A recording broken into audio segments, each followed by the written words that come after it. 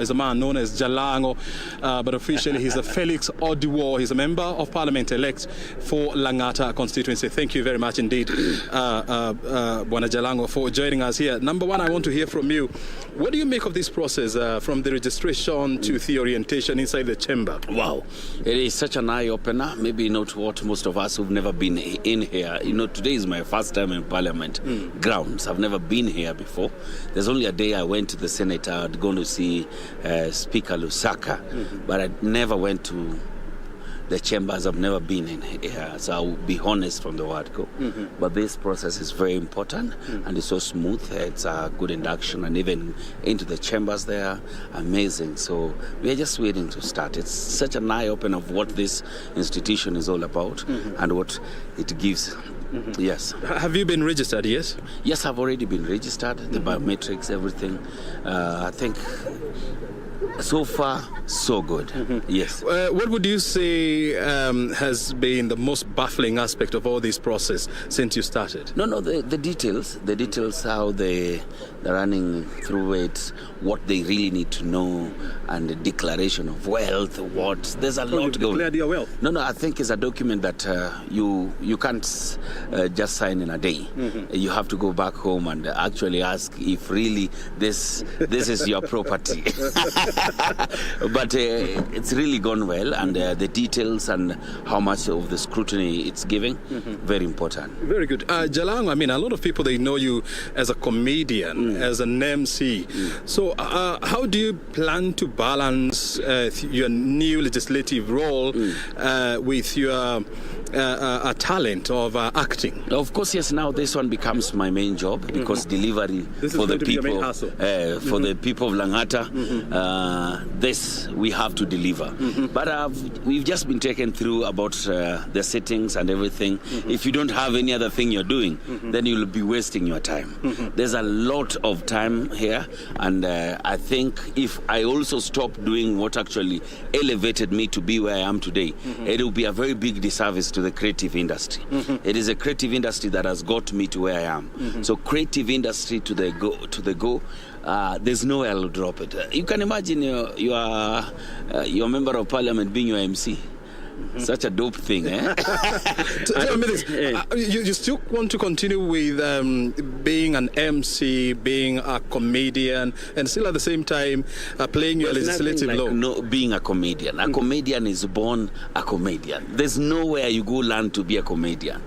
I've just told you that the creative industry is what has elevated me to be here where I am today. It's been a path to this place. So telling you that I'm going to stop doing we have members of parliament here, we have doctors, we are lawyers. We're still practicing.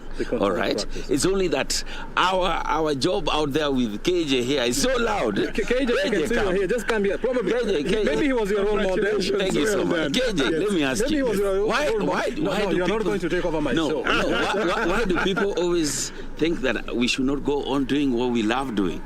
It's discriminatory.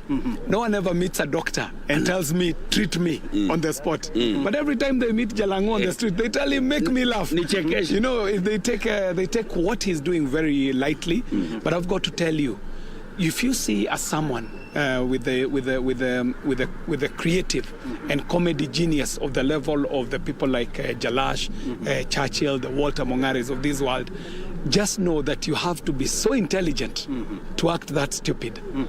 Those people are at another level in terms of intellect. And there's a great humorist by the name of Oscar Wilde who said that these people are actually telling some very serious truths. And he said that if you want to tell the people the truth, make them laugh. Otherwise, they will kill you. So they're telling you truths that would make people kill you, but they're lacing them with humor. And that is what wit is. That's what intellect is. And you see, the fact of the matter is that, you know, the fact that you are here and at some point you used the same platform in the creative industry, you know, to earn a living is a testament that it is possible to play the two cards. And you know, people only see the comedy in Jalango. They don't see the entrepreneur. They don't see the businessman. People see KJ maybe as a comedian.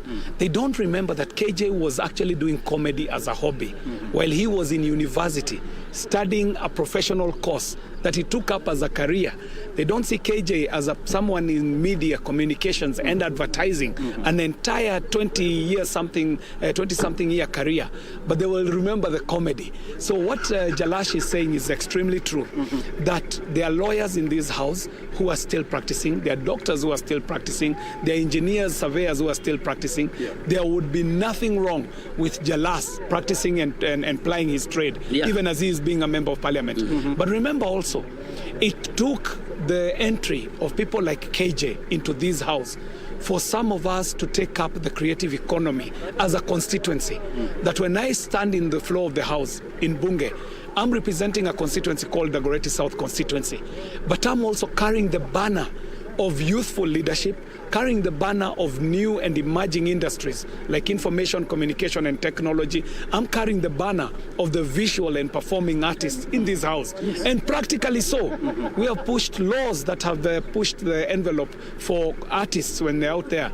The Copyright Amendment Law of 2018, the Kenya Privacy and Data Protection Bill, the improvement of Skizatune's royalties. And that has happened practically when we have started electing people like KJ, people like Felix into this house. So it makes sense for the generation. I want to hear from you, Jalaz. I mean, who inspired you to get into this house? I know Ukraine, they elected their first president, who used to be a comedian on TV, President Zelensky.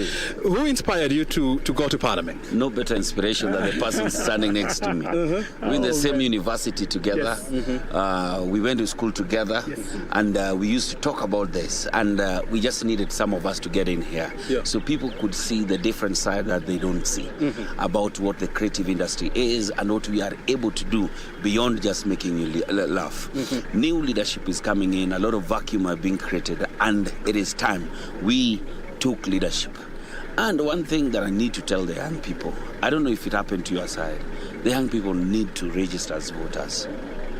They vote apathy, and not even vote apathy. No one will do it for them. No one will do it for them. You know, we had to, at some point, we had to now go back and start talking to the older generation. Please come out and vote for us, because a quick verification of so many young people easily showed that, you know what, they could only come around, dance with you, move with you, but they didn't have voter's card. You understand? And the youth need to understand. Nobody is going to give you anything in your hand. You'll have to go for it. Tell me this. Why are you here? Why are we here? Wow. Well, here is... Why is he here? Here. I asked you that question. Definitely, I would easily tell you. The role of a member of parliament, legislation, oversight, representation.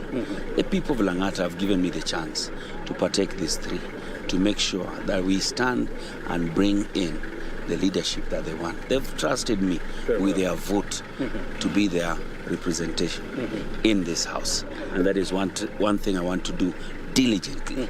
And maybe add one more. I also want to lobby on a lot of things.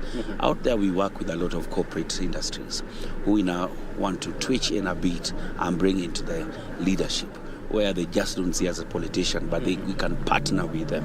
You see, I don't know how much the removal of CDF as a kitty will affect people with the constituencies. I know it will really affect, because maybe some people have not gone to Mashinani to see what CDF has been able to do. But even without that, if you are able to lobby and knock a few of these doors that we knocked these whole years, we are able to have a lot of corporates coming in, putting up their money into projects, into foundations and things like that. Very well. KJ, I mean, before I let you go, guys, what advice would you give to Jalango, who is joining you in this house from the creative world? Well, I would say to him that, one, it's a great honor to be called a member of parliament.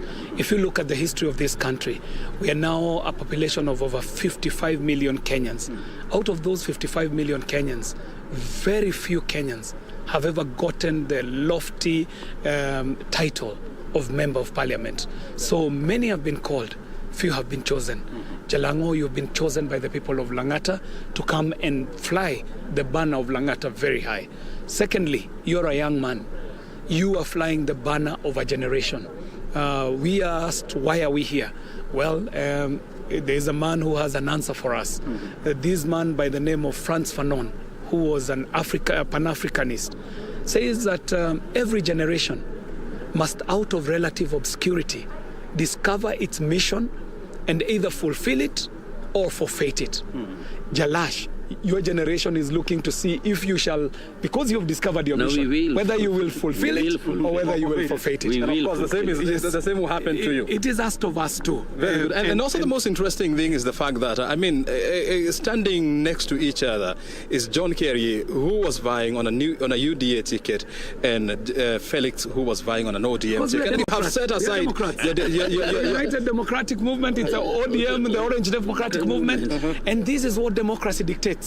That the majority will have their way while the minority have their say. If the majority in Langata decided it is Felix, I have no business to contest what the majority in Langata have said. Similarly, if the majority in the Greater South say that they want to elect KJ on top of a wheelbarrow, you cannot contest it. But what is important is what Jalash has said, and I think it should go on record, that the court ruling on NGCDF was actually on the CDF of 2013. And you remember when they went to court in the lower courts, when they charged the CDF of 2013, the CDF was refined so that it reflects what the Constitution says, which is that CDF can only perform national government duties and functions, meaning that we might not have lost CDF. So when we get in, our first order of business is to prosecute the ruling by the High Court and see if it has anything to do with NGCDF 2015, because to my mind, NGCDF is still there.